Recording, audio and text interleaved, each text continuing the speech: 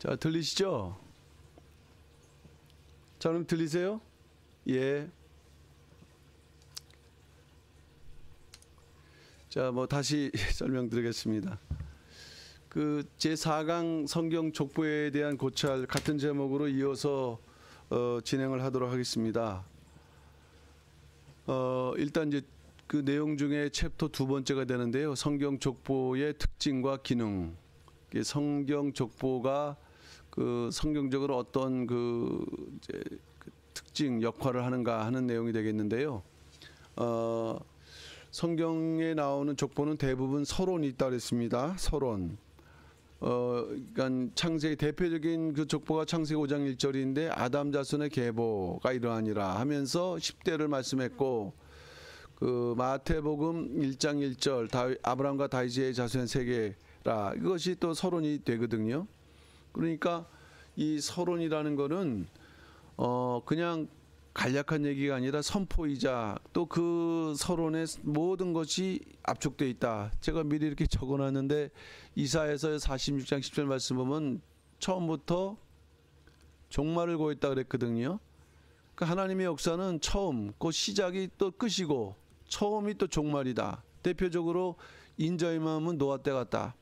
그러니까 인자의 마음은 종말인데 그것을 노아라는 사적을 통해서 이미 거기에 함축되어 있다는 말씀이 되는 것이거든요.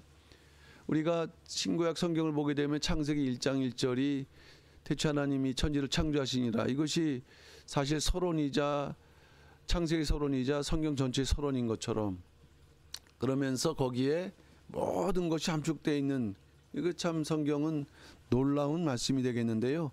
어쨌든 이 족보가 그렇게 시작되는 속에는 거기에 이제 기원도 있지만요. 기원도 있지만 핵심이 무엇인가 하는 것을 거기에 짧게 담고 있다는 것입니다. 이어지는 이름들을 어떻게 내가 펼쳐나가겠다라는 그러한 의미 또는 또 부가적인 혈통관계, 이런 것을 설명을 하고 있다는 말씀이 되겠습니다. 서론이 중요하다. 또 성경 족보는 여러 가지가 있다. 그런 서론을 통해서 이제 펼쳐나가는 방식은 네 가지로 볼 수 있는데, 수직이라는 것은 이제 위에서 아래인 거죠. 수평이라는 것은 좌우. 그러니까 그에 해당되는 수직적 족보의 대표적인 것이 아담 10대의 족보, 아담부터 노아까지. 그 다음에 수평적 족보는 그 당시의 인물의 그러한 자녀들을 많이 기록하는데, 대표적으로 창세기도 있지만은 그 역대기 족보도 그러한 형편, 그런 내용들이 이제 이루어졌고요.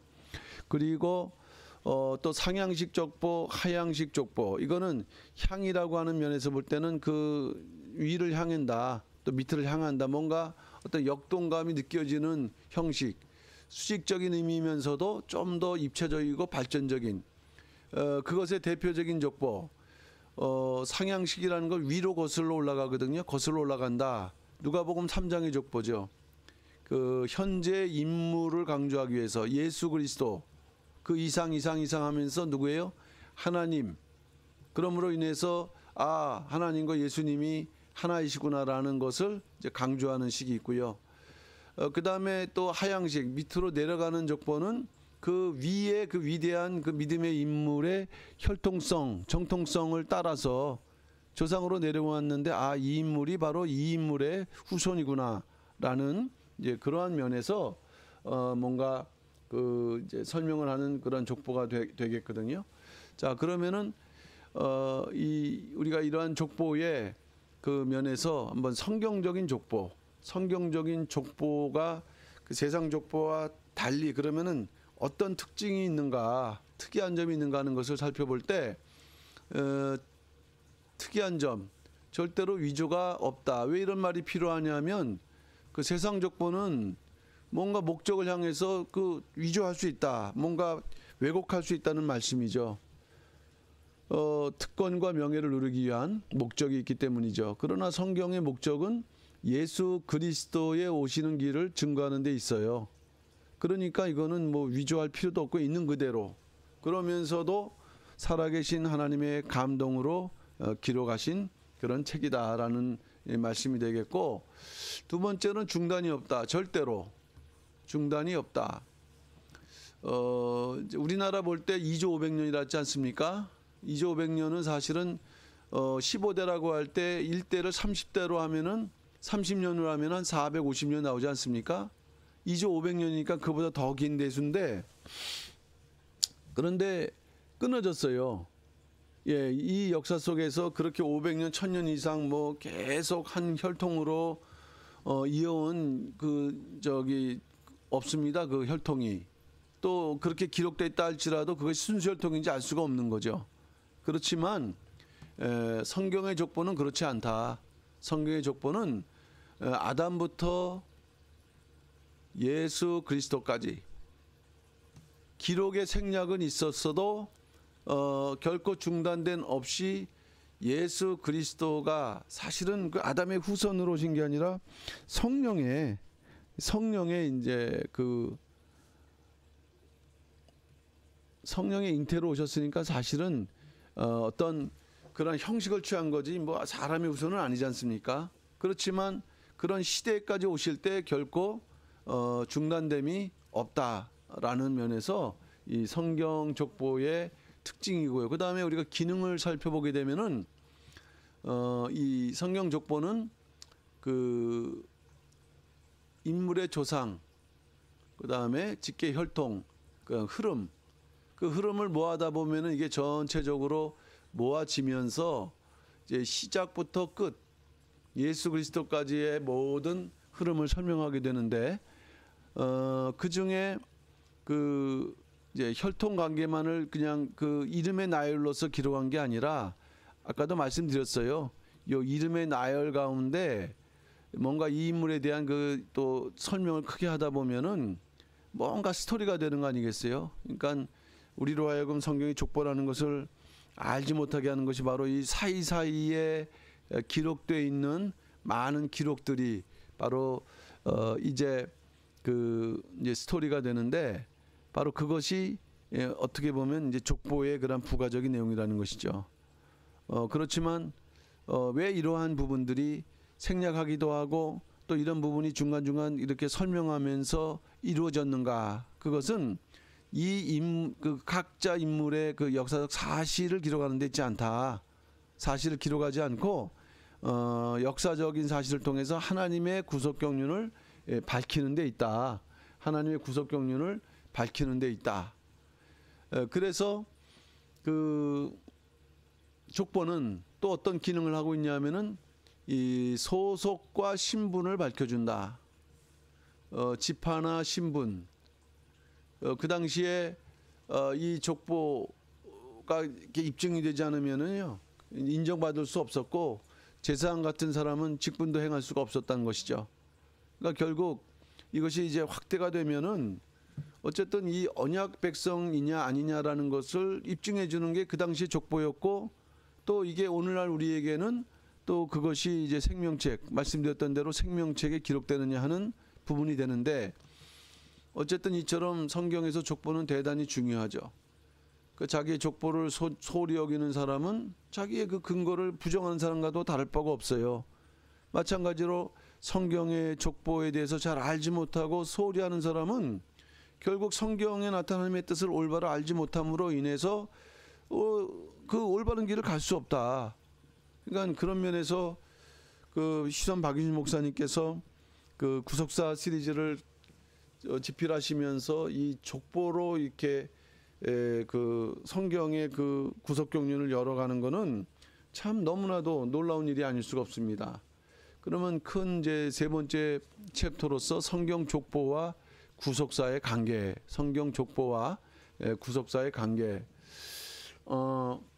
요거는 어떻게 보면 족보뿐만 아니라 성경 전체가 어떤 식으로 이루어졌다는 것을 설명해주는 내용이거든요.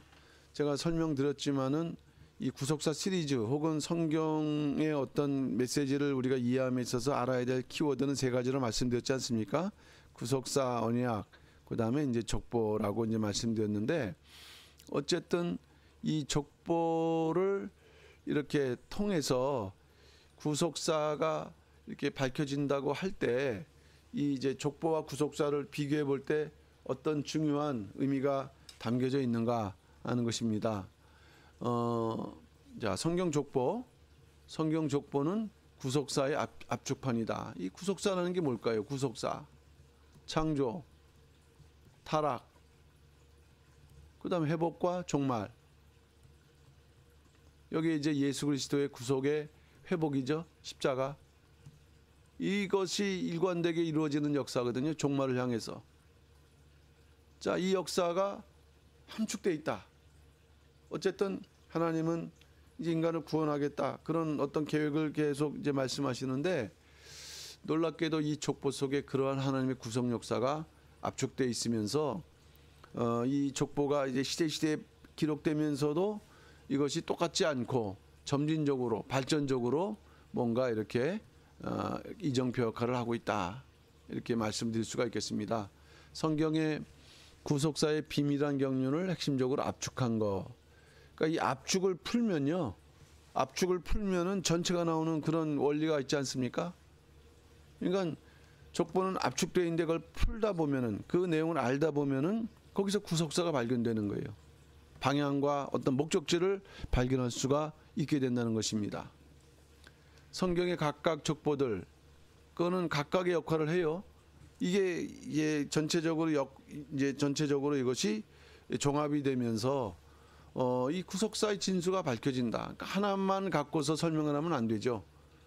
그래서 족보라는 그런 맥락에서 보게 되면은 창세기, 역대기, 그 다음에 룻기, 그리고 그 에스라, 느헤미야, 그 다음에 마태복음에 나타난 또는 누가복음에 나타난, 이것이 종합적으로 뭔가 이게 유기적으로 연관될 때 구속사가 진정으로 이제 밝혀지며, 그러면서 다시 원점으로 돌아갈 때 여자의 후손 오신다는 것이 어떻게 이루어졌구나, 또 그것을 이루기 위해서 하나님께서 어떤 뜻을 갖고 어떤 사람을 보내셨고 어떻게 역사하셨는가 하는 그런 내용이 이제 발견되면서 성경에 대해서 우리가 풍성해지는 거죠.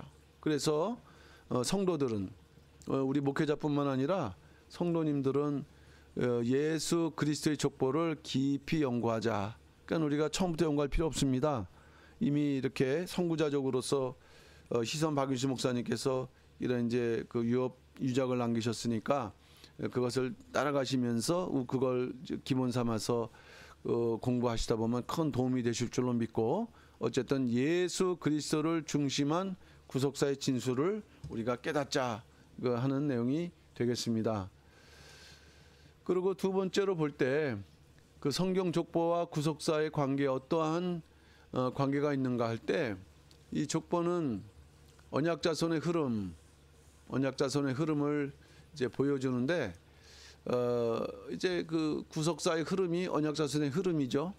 또 그 흐름을 표현한 게 족보라는 말씀이에요. 다 표현은 다르지만 같은 의미일 때, 특별히 이 언약자손은 주로 일단 성경은 남자를 기록했습니다. 남자를 통한 언약자손의 흐름을 보여준다. 그리고 성경에 생략된 이제 부분이 있는데, 왜냐? 단순한 자신의 혈통만을 기록하는 것이 아니기 때문이라는 거죠. 구속사를 이어가는 자손의 흐름. 그러니까 많은 사람이 땅에 왔다가 또 갔어요. 그 가운데에서 구속사를 깨닫고 그것을 노력하는 그러한 사람들의 기록.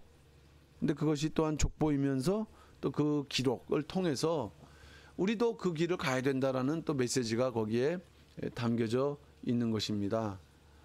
근데 성경 역사를, 구약 역사를 보게 되면요, 구약 역사를 보게 되면은 놀랍게도 이 언약자손의 흐름을 끊고자 했어요. 쭉 오는데 여기서 만약에 하나라도 끊기면은 이거는 그냥 전체가 이제 끝나는 거 아니겠습니까? 그 가운데 이 대표적으로 애굽의 바로 왕은 그 이스라엘 백성들의 아이들을 갖다가 나일강에 죽이는 일을 통해서 뭔가 하여튼 이스라엘 민족을 말살시키려는 이제 그런 역사가 있는데, 이 핵심적으로 이 두 번째, 이 아합의 딸 아달랴죠. 이세벨의 그 딸 아달랴인데, 이 아달랴는 이 남조 유다로 시집와 갖고 뭐냐, 그 남조의 바알 신앙을 신고자 했던 아주 악한 여인이었거든요. 그러면서 이 여인이 그 칼끝을 댔던 건 뭐냐면은 다윗의 자손이었어요. 이 여인은 완전히 개인적으로라도 아주 그 다윗의 자손을 경멸했겠죠. 그 신앙이 다른 데다가 뭔가 그 왕조를 갖다가 없애야겠단 말이죠. 그런데 이것은 그런 의미 정도가 아니었고요. 만약에 아달랴가 이제 다윗 자손을 진멸했다면은 어떤 일이 있습니까? 예수 그리스도 오는 길이 끊기는 거예요. 예, 이게 아주 어마어마한 위기의 순간이었다는 거죠, 이때가. 그리고 하만은 또 그 모르드의 시기에 그 이스라엘 백성들을 진멸하려고 하는 이제 그러한 노력들이 있었죠. 그러니까 이스라엘 그 당시에 진멸된다고 한다면 그 가운데 기록되지 않았던 그 예수 그리스도의 조상들이 살아가고 있는데 뭐 거기에 또 그 해당되는 거 아니겠습니까? 그러니까 결과적으로 이게 그 당시에 이스라엘 민족을 죽이는 게 아니었어요. 언약 자손. 그래서 예수님이 오는 길을 막는 사단의 역사였다는 거죠. 아주 무시무시한 대표적인 그 역사였죠. 자, 결국 성경 족보라는 것은 예수 그리스도께서 오시는 길을 보여준다. 예수 그리스도께서 오시는 길을 보여준다. 그러니까 성경의 핵심은 예수님입니다. 예수님. 성경 5장 17절, 요한복음 5장 17절. 성경은 예수를 증거한다. 그러면 그 예수가 과연 언약 백성 원시복음으로서 여자의 후손이냐? 왔다면은 여자의 후손의 조상으로 어떻게 왔는가를 입증해 주는 거예요. 예.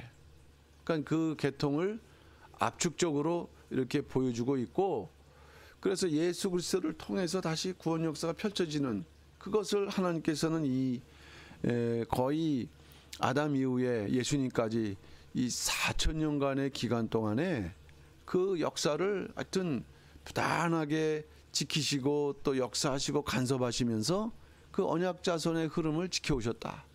그래서 이제 예수가 오셨고 다시 예수를 통해서 이 땅의 구원의 역사가 펼쳐질 수 있도록. 근데 그것을 설명해 주는 게 무엇입니까? 성경의 족보라는 거예요. 그러니까 결국 성경의 족보는 모양은 다르지만 예수 그리스도가 인간군을 위해서 어떤 과정으로 오셨는지, 과연 예수 그리스도가 여자의 후손은 맞는지를 규명하는 책이다. 아까도 말씀드렸지만은 족보에 무죄하냐? 그거는 성경에 무죄한 거고 더 나아가 하나님의 구속경륜에 무죄한 것이기에 막연한 신앙, 그거로는 절대로 하나님의 뜻을 우리가 증거할 수 없습니다.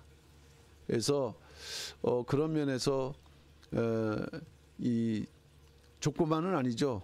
또 족보를 통해서 이제 언약, 또 언약을 통해서 더 전체 구속사의 그러한 내용들을 우리가 알아갈 때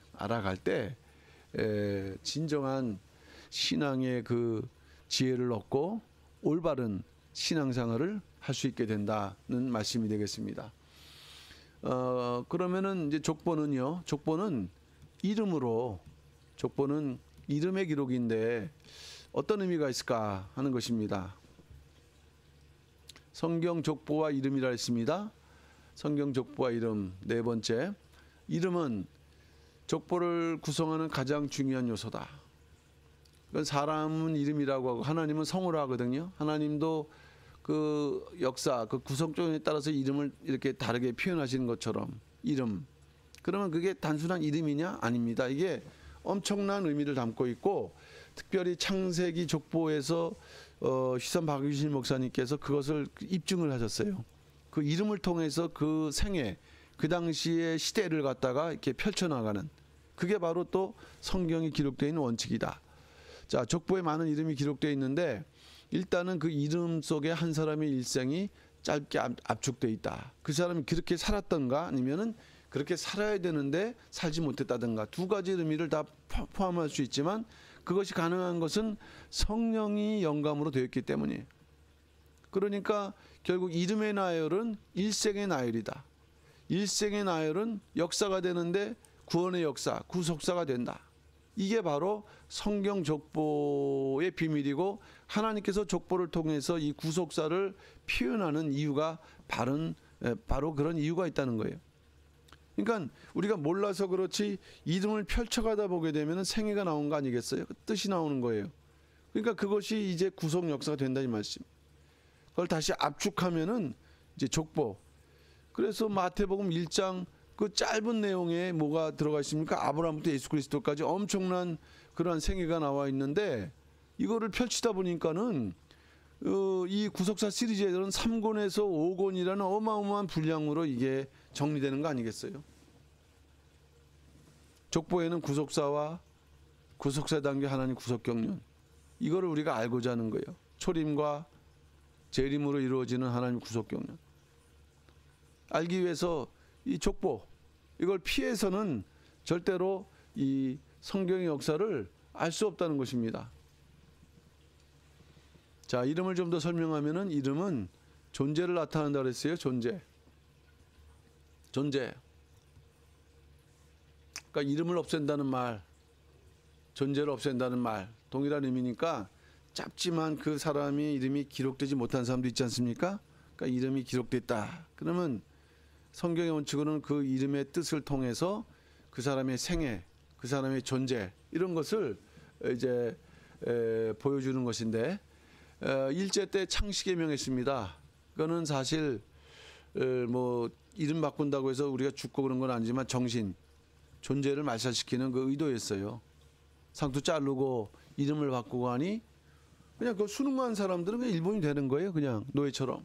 근데 그거에 이제 저항했던 백성들이 우리 저기 그 조선시대, 이제 그 일제시대 우리 국민들이었죠. 예.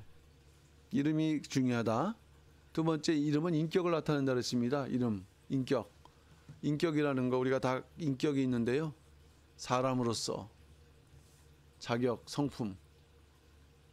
성경적으로 이제 한 인물 야곱 볼 때, 야곱은 나중에 또 이스라엘이라는 이름을 얻기도 하는데, 그 이름의 뜻을 통해서 이 인격이 변화를 말씀하고 있어요. 야곱, 그 발 뒤꿈치를 잡은 자. 어머니 태중에서 형 에서와 먼저 나가겠다고 하다가 발 뒤꿈치를 잡았고, 이후로도 뭔가 늘 형의 열등 속에서 늘 속이는 그런 것이 나타나 있는 이름인가. 근데 하나님께서는 아브라함, 이삭, 야곱으로서의 그 야곱이 그 마지막 때 큰 뜻을 이루어야 될 인물이라는 것을 아시고, 이 야복강가에서 하나님과 겨루 이긴 이후에 이스라엘이라는 이름으로 바꿔주셨고, 이게 이제 민족의 이름 되지 않았습니까? 그러니까 이름이 되면서 야곱은 결국 민족의 이제 결국에는 그 조상, 아버지가 되는 거예요. 이 민족의 아버지. 변화됨을 나타난 것을 또 보여주는 것이고요. 명성. 이름이 있다는 것은 명성을 나타낸다. 이름. 그러니까 사람이 유명해진다. 그것은 뭐 그 사람의 그 이름이 널리 알려지니까 그 유명해지는 거 아니겠어요? 그 히브리 말로 이름이라는 말은 셈이에요. 요거는 노아의 셈, 함, 야벳. 그 셈, 그 이름의 뜻이 명성이라는 얘기거든요. 그러니까 우리도 우리 이름이 나타나기를, 인정받기를 다 원하는 거 아니겠어요? 그래서 참 그 우리의 생애, 이 사람은 어떤 사람이다. 그 이름 하나로 표현을 못한다 할지라도 그렇구나 라고 이렇게 인정이 될 정도의 이제 그런 어떤 중요한 부분이 이름, 이제 글자 3개 아니겠습니까? 유종훈, 그 세자를 통해서 그분의 인격, 모든 생애, 그분의 현재의 모든 모습, 이런 것들이 다 설명되는 건데, 그것이 나열이 역사였구나, 더 나아가서 구속사였구나, 이런 면에서 참 이름이라는 것이 중요하다. 결국 성경 역사에서 이름은 어떤 의미를 지니고 있는가? 그 사람 개인의 구속사였어요. 구속사, 개인의 구속사. 근데 이름이 이렇게 넘겨지면서 연결되면서 그거는 또 시대적인 구속사, 그리고 전체적인 구속사. 이건 부모가, 성경도 보면요, 부모가 어떤 기대를 갖고 이름을 짓습니다. 대표적으로 노아라는 인물인데, 아버지가 라멕이지 않습니까? 라멕은 아들을 낳으면서 이 아이가 이제 그 시대 위로자가 되고 휴식, 안식을 주기를 원한다. 근데 이거는 사실 라멕의 신앙이에요. 그러니까는 그 하나님께서 약속하신 언약의 자손이 위로자로 올 거라는 거. 그러니까 마치 자기 아들이 그렇게 되기를 바라는. 물론 노아도 그런 의미가 담겨져 있습니다. 그러나 이거는 결국에는 언약의 자손 예수 그리스도를 말씀한 거죠. 여인의 후손 예수 그리스도. 그래서 이제 자기의 그 믿음을 담아서 노아라고 줬어요. 노아라고. 그러니까 이건 그만큼 그 시대가 얼마나 안식이 없었던 시대인가라는 것을 또 보여주기도 했고요. 그래서 이 이름대로 또 노아는 그 역할을 했고요. 그러니까 이 이름을 중심으로 이 생애가 펼쳐지는 거예요. 또 어떤 사람은 이름대로 살지 못함으로 인해서 또 교훈을 주기도 하고. 그러니까 성경은 이러한 방식으로 이루어졌다. 이런 방식으로 이루어졌다. 그러니까 이런 방식을 우리가 부정하지 않는 이상에는 이런 방식을 이해를 할 때 그만큼 더 성경이 이제 밝히 보이게 되는 것입니다. 성경에 나오는 이름들, 성경에는 여러 가지 이름이 나오죠. 그 이름의 뜻은 다 좋은데 또 좋지 않은 이름도 많이 있습니다. 그건 또 하나님께서 우리에게 구속경륜을 밝히기 위해서 그런 이름으로 표현하실 수도 있겠죠. 근데 성경에 나오는 많은 이름이 있는데 이제 사람의 지은 것이라 할지라도 그것이 성경에 기록되었다. 성경에 기록됐다고 할 때는 이거는 하나님의 뜻이에요. 그렇게 쓰시는 거예요. 하나님께서 이름을 지으셨다는 그것만이 중요한 게 아니에요. 그래서 이름이 같은 성경에 기록되어 있다 할 때는 이제 뭔가 그 구속경륜이 있다는 거죠. 이게 이제 부정적이든 긍정적이든 간에. 그래서 결국 자, 이름. 이게 족보의 기본입니다. 이름의 연속은 족보인데 이름을 통해서 자, 첫째 일생, 사람의 일생. 두 번째 그 시대, 그 사람이 살았던 시대. 그리고 세 번째 이 시대를 연결하면 전체 구속사. 창조부터 종말까지의 구속사를 알 수 있게 한다. 그래서 이것이 바로 저희가 이제 어떻게 보면 이제 내용으로 들어가기에 오늘이 이제 서론적인 마지막 부분이 될 수 있겠죠. 이게 구속사 알맹이는 뭔가 이제 파고 들어가야 되는데 어쨌든 문을 찾는 것입니다. 성경의 어떤 문을 통해서 이 내용을 들어갈 수 있을까? 이게 족보다. 두 번째 언약이다. 그래야 구속사의 올바른 흐름을 갈 수 있다. 그래서 마지막입니다. 마지막 성도. 여기 성도라 되어 있는데 우리 목회자님들 성경의 족보를 대하는 자세. 성경의 족보를 대하는 그 믿음의 자세. 그 이름 하나하나 속에 예수 그리스도가 최종적인 목표니까 예수 그리스도를 한 분을 향해서 세차게 흘러가는 구속사의 물줄기가 있다는 것을 우리는 그 이름을 통해서 붙잡고 그것을 이제 하나 깨달으면은 뭔가 비밀을 알게 되겠죠. 그러면서 그 비밀을 이렇게 또 연결해 나가면요. 이거를 확장시켜 나가게 되면은 이 구속사가 온전히 우리에게 밝혀지는 내용이 되는 것입니다. 하여튼 뭐 저는 놀라운 성경 해석의 방법이라고 저는 이렇게 그동안 믿어왔고 또 받아왔고 오늘날도 마찬가지 이렇게 생각을 하고 있습니다. 이 구속사 시리즈를 저희가 뭐 자랑하는 게 아니라 정말 그동안에 많은 그분들이 이제 성경에 대해서 해석을 했지만 성경에 있는 그대로의 원칙을 따라서 이렇게 하나님의 구속경륜을 배워간다 하니 성도는 이러한 입장에서 족보를 대해야 된다. 마지막으로 성도는 자기의 이름이 족보 속에 기록될 것을 생각해야 된다. 생명체화를 했습니다. 그래서 오늘날 각자 나에게 주신 그런 구속경륜이 있어요. 그리고 하나님께서 그 성경의 인물들을 어떻게 다루셨는가. 우리는 성경에 기록되진 않지만 또 우리에 대해서도 동일한 방법으로 이렇게 보시고 한다면 이제 나의 신앙을 점검하고 나의 사명을 점검하고 또 나의 남은 시간을 이렇게 이제 가야 되는 그런 또 뭔가 숙제가 있습니다. 그래서 먼저 이 성경에 나타난 하나님의 방법을 정확하게 우리가 이해를 하기 위해서 성경을 하여튼 아셔야 되고 공부하셔야 되고 그런데 여러 가지 방법이 있겠지만 이 구속사 시리즈는 이 성경의 족보, 더 나아가 언약, 그다음에 구속사라는 그런 맥락에서 우리에게 이제 말씀하고 있다고 한다면 이러한 방법을 한번 좀 더 깊이 생각하셔서 우리 목사님들의 목회에 더 큰 도움이 되시고 또 정말 우리가 올바른 하나님 앞에 올바른 믿음으로 살아갈 수 있는데 큰 유익이 되는 그런 기회가 되시길 바랍니다. 자, 오늘은 여기까지 하도록 하겠습니다. 자, 그러시면은 제가 기도하고 오늘 일단 마치도록 하겠습니다.